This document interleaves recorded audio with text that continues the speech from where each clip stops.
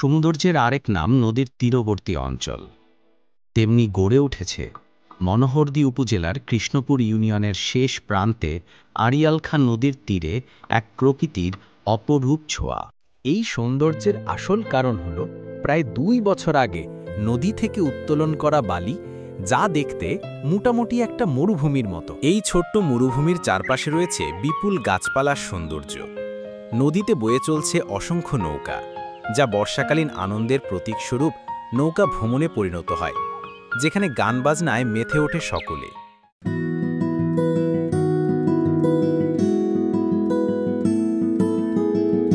ঠান্ডা হাওয়া আর গাছের ছায়া আর এখানকার সব মিলে প্রকৃতির সৌন্দর্য যেন আমাদেরকে মুগ্ধ করে।